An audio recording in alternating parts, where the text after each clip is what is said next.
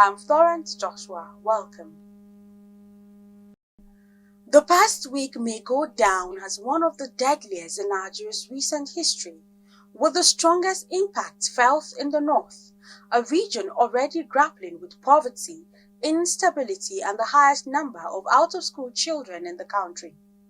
The sudden closure of schools across multiple northern states is more than alarming, signaling a troubling concession to the terrorists and bandits.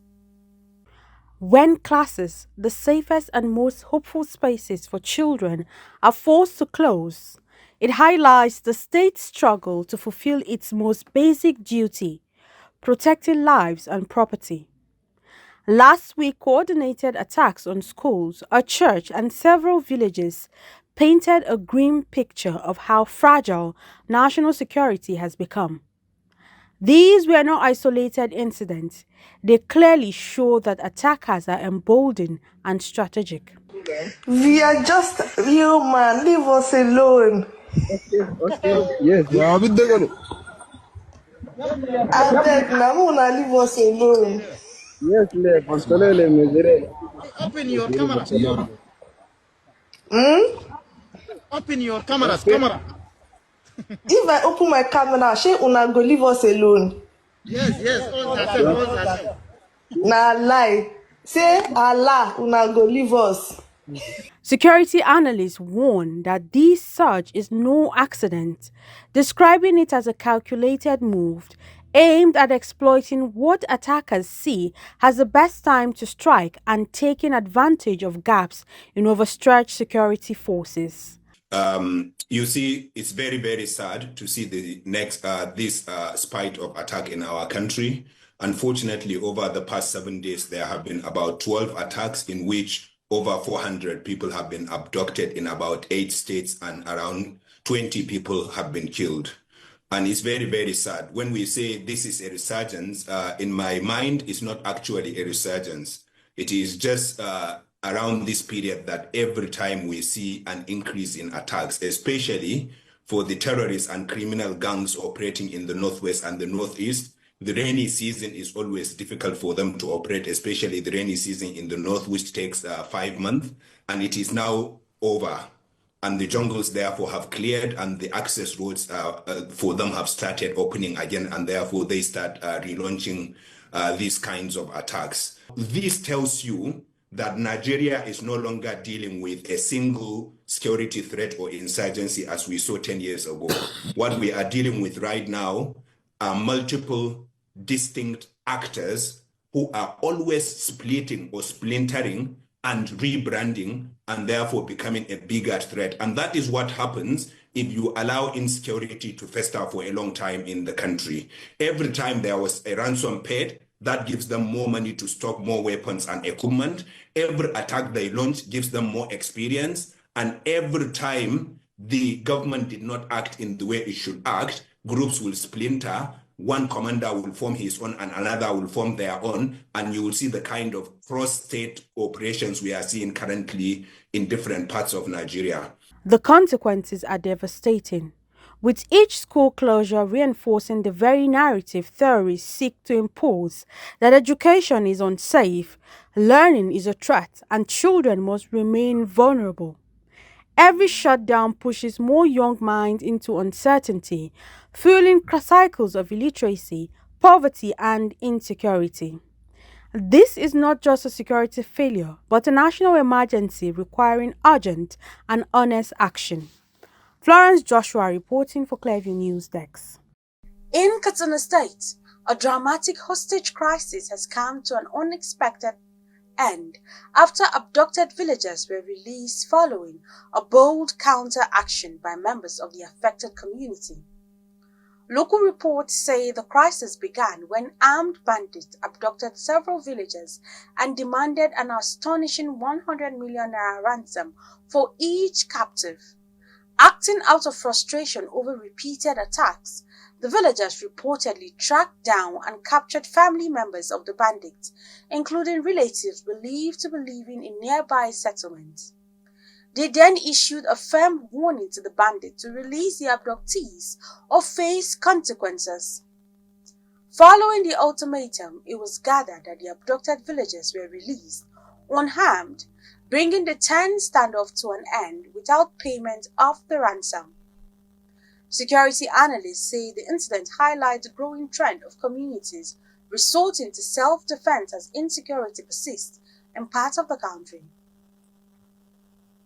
Meanwhile, authorities are yet to comment on the situation as investigations are expected to follow. We will continue to bring you updates as more details emerge. A tragic incident occurred over the weekend at Maria Market in Calabar, Cross River State, where a young man was reportedly stabbed to death by his elder sister following a family dispute.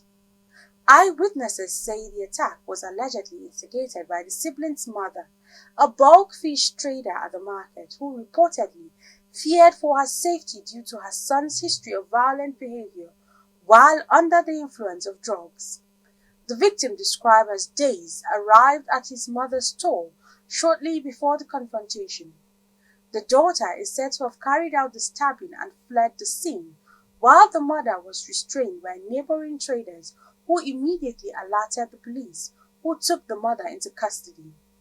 One witness described the scene as horrific, saying the mother carried her son's body on her lap, soaked in blood.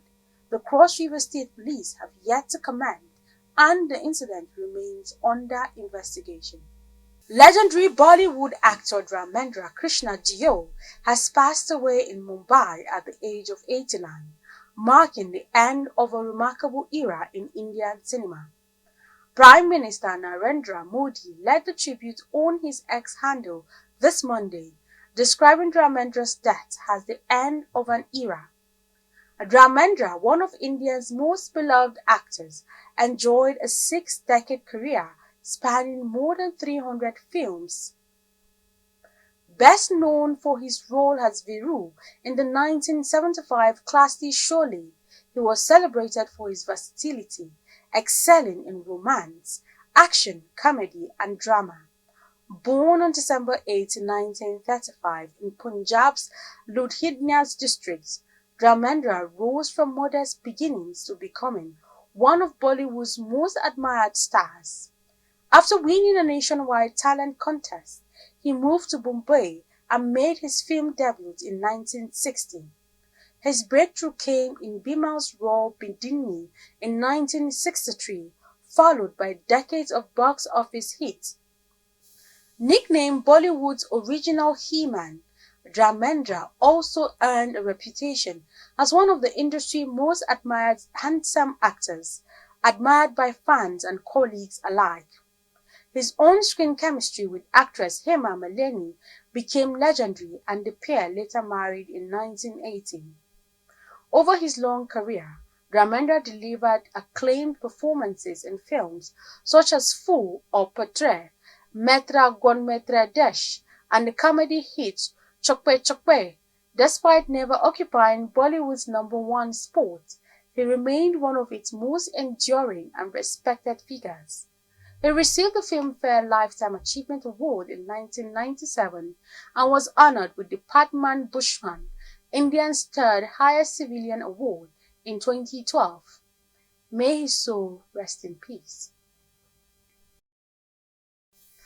In another sad development, reggae legend and actor James Chambers, popularly known as Jimmy Cliff, has passed away at 81, according to an announcement shared by his wife on his official social media channels.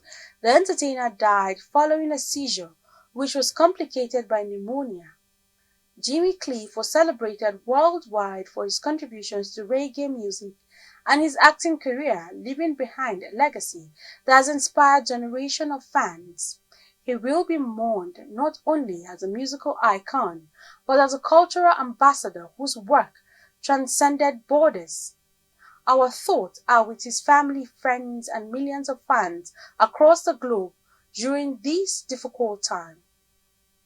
And that's the news. You can follow up on latest events and happenings around you via our social media platforms on Facebook, Instagram, and YouTube at Clearview News Desk, or via our handle on X, formerly known as Twitter, at Clearview Online. Many thanks for watching. I am Florence Joshua.